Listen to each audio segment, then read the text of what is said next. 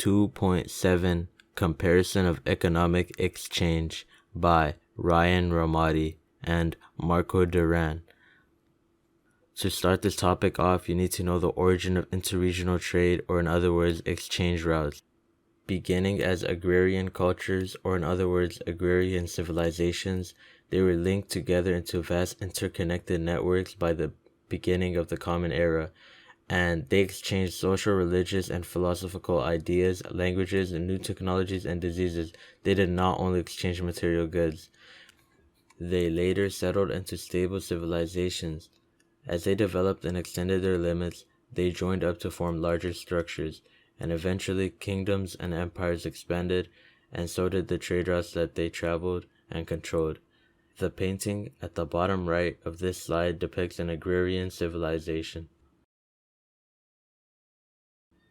During this time period, all exchange routes had an economic purpose, whether that be an exchange of products produced or grown for needs, wants, or other items.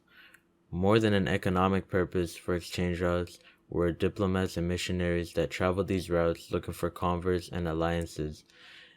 All of them, merchants, diplomats, missionaries, exchange a way of life and goods. In the networks of exchange map at the bottom right, you can see that not only are there produced and grown items being exchanged, but religion, disease, and technology. So now we get into the Silk Roads. The Silk Roads pass through the Gobi Desert, China, Central and Southwest Asia, as well as Europe. This road mostly used for luxury goods such as silk, tea, dyes, pepper, rice, gunpowder, and etc. Goods transported from the west to east were horses, saddles, fruit, textiles, domestic animals, transportation, and was transported in horses and camels. The Silk Road also expanded religions such as Buddhism, Neo-Confucianism, and Islam, which were religions that were expanding rapidly during this time period due to these major trading routes. The Trans-Saharan trade routes. These trade routes passed from North Africa and the Mediterranean basin across the desert to West and East Africa.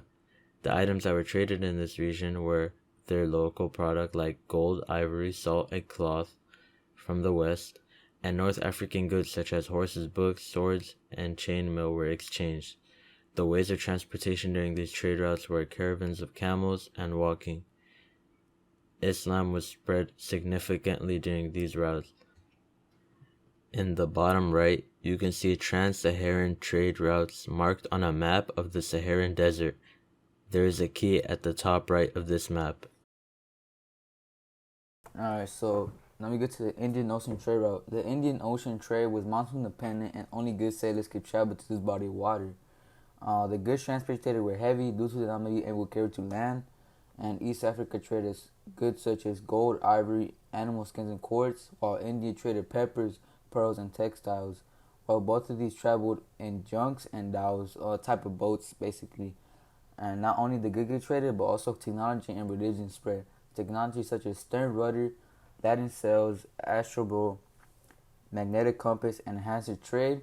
And these are some of the religions listed that were mostly spread in this trade route.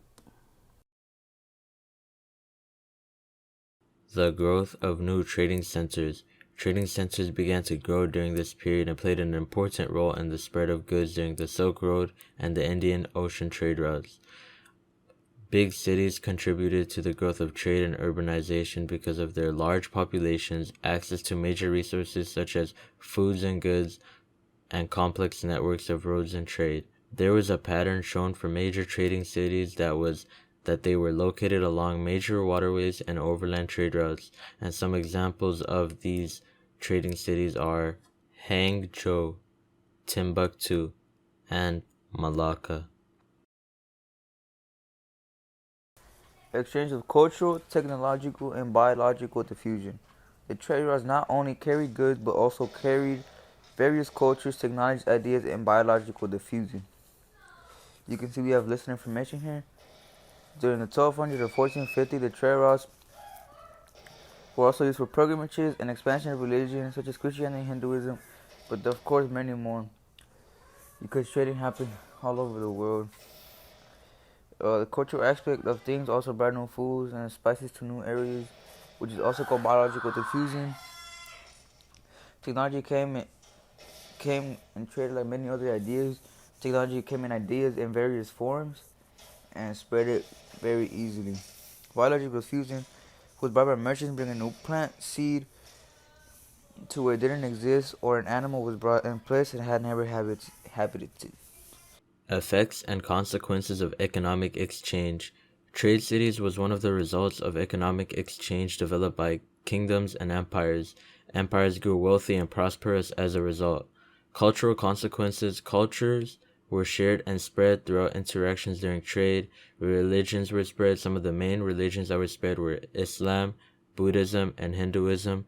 The two most prolific travelers were Ibn Battuta and Marco Polo, and Marguerite Kemp was one of the most significant religious pilgrims. Culture altered from the spread, known as syncretism. Basically, it was altered from its original forms, such as Islam in Mecca is different than Islam in Timbuktu. Same for Buddhism in Central India versus Northern Japan, which is ultimately called syncretism. So, adding on to the effects and consequences of economic exchange, centralization surged from trading cities in order to keep track of wealth and trading routes, as well as keeping them safe. Currency and currency centralization and was a big part of it. So, centralization was basically where trade cities began to centralize their people, made a currency so they could keep track of the wealth and also keep it safe. As you can see here, currency will allow for merchants to measure and value their products. So now currency not only allows for you to keep your money safe, but also to give value to merchants' products. And disease was also a consequence of trade. Many diseases could travel easily throughout this trade, and furthermore in major cities since they were very highly populated. Here are a list of citations listed in MLA format of the website that were used in this presentation.